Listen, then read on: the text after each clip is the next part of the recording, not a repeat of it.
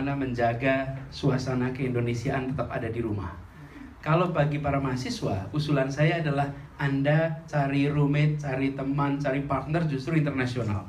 Tapi bagi keluarga-keluarga justru bagaimana menghadirkan suasana Indonesia dalam rumah. Karena itu usul saya bagi teman-teman semua, ini usul nih, usul. Mas satu, usul. Anda kalau ada orang yang datang ke Indonesia, minta tolong dibawakan majalah Indonesia. Majalah Indonesia yang sudah outdated pun gak apa-apa. Gak apa, bawakan. Kenapa? Anda membentuk cita rasa terhadap wajah, itu cita rasa juga wajah Indonesia. Banyak majalah di situ dengan foto-foto orang Indonesia. Ambil aja dari mulai Kartini, Femina, majalah apapun lah, Tempo, supaya anak-anak kita itu punya wajah Indonesia. Beda dengan browsing online. Beda. Anda bawa majalah-majalah itu. Majalah-majalah yang bagus-bagus, fotonya bagus-bagus, yang menggambarkan foto Indonesia. Ambil majalah National Geographic versi Indonesia. Bukan online. Majalah, taruh itu di meja. Dan rutin itu Anda lakukan. Anak-anak Anda akan melihat Indonesia sebagai rumah Anda. Karena dia akan terus diingatkan, this is your mother's homeland. Okay? Lalu pasang foto di rumah, gambar Indonesia, gambar rumah kita di Indonesia, gambar rumah neneknya, gambar rumah kakeknya.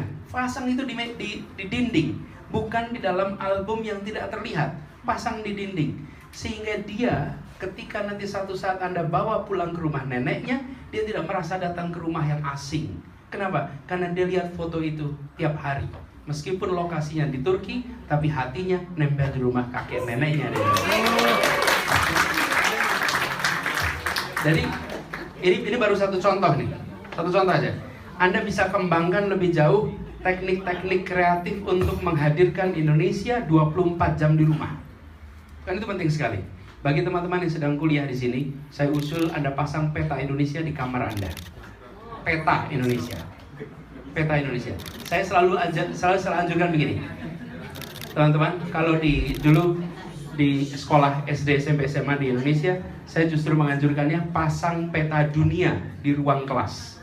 Supaya tiap anak Indonesia sadar bahwa tempat dia tinggal itu bagian dari global. Bagi anak yang tinggal di Aceh, dia akan sadar bahwa jarak dari Aceh ke India lebih dekat daripada Aceh ke Makassar. Itu nggak disadari kalau kita tidak punya potret besar. Bagi seseorang yang tinggal di Riau, kalau dia tidak punya potret besar, dia tidak sadar bahwa dia lebih dekat dengan Singapura daripada dekat dengan Surabaya. Teman-teman semua, bagi yang di Indonesia potretnya potret dunia. Tapi bagi yang sedang kuliah internasional, saya dulu ketika kuliah saya pasang itu foto Indonesia. Untuk apa? Setiap hari saya lihat, ini adalah negeri di mana seluruh yang nanti saya hasilkan, saya harus kembalikan ke negeri tempat saya dilahirkan. Karena itu bagi Anda. Lalu yang kedua, bahasa. Biasakan menggunakan bahasa Indonesia dengan anak Anda di sini. Itu tidak mudah. Tapi saya menemukan ibu-ibu yang berada di luar yang bisa mendidik anak bahasa Indonesia. Saya pernah ketemu waktu itu di Amerika Serikat. Karena saya kuliah di sana, sudah dari Amerika. Datang seorang keluarga ibu yang sudah puluhan tahun di Indonesia. Ketika saya salaman, anaknya ngomong bahasa Indonesia sangat lancar. Bahasa Inggris sangat lancar. Kenapa? Kemudian saya ketemu dengan yang lain, anaknya udah gak bisa bahasa Indonesia. Dan ketika saya tanya kenapa, ibunya selalu menggunakan bahasa Indonesia. Karena itu kenapa disebut bahasa ibu. Karena disitulah letak anak pertama kali belajar bahasa. Dia mengikuti bahasa ibunya. Karena itu beruntunglah para pria Turki itu. Karena bahasa pertama anaknya adalah bahasa ibunya, bahasa Indonesia. Nah, Bu, kalau ibu bisa jaga bahasa Indonesia itu, maka insya Allah anak ibu tidak akan pernah kehilangan keindonesiaannya. What makes you Indonesian adalah bahasa Indonesia. Bahasa Indonesia. Begitu Anda bisa bahasa Indonesia, maka Anda menjadi orang Indonesia. Karena itu dijaga. Dan usul saya, bahasa Indonesia dengan anak itu sesuatu yang dilakukan rutin. Dan ibu, usul saya, mau tidur anak nyanyikan dengan lagu-lagu pengantar tidur bahasa Indonesia atau bahasa daerah di Indonesia. Karena itu akan menjadi bahasa pengantar tidur bagi dia ketika kelak dia menidurkan anaknya, yaitu cucu ibu. dia akan menyanyikan lagu di mana dia nyanyikan waktu masih kecil. Yuk sekalian, saya bisa terus lagi, nanti saya jadi konsultan parenting. Jadi saya nggak nerusin dulu nih, cukup sampai di situ.